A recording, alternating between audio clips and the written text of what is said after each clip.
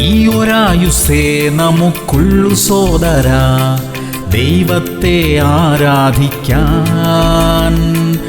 ഈ ഒരായുസ്സേ നമുക്കുള്ളു സോദരാ, ദൈവത്തിനായി ജീവിക്കാൻ.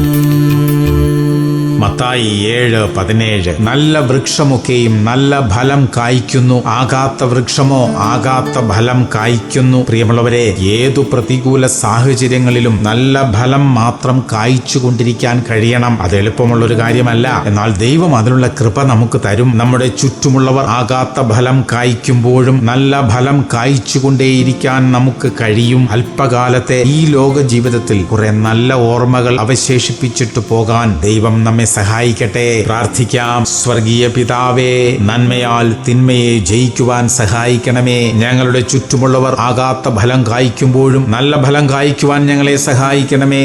യേശു ക്രിസ്തുവിന്റെ നാമത്തിൽ തന്നെ. ആമേൻ, ആമേൻ, ആമേൻ.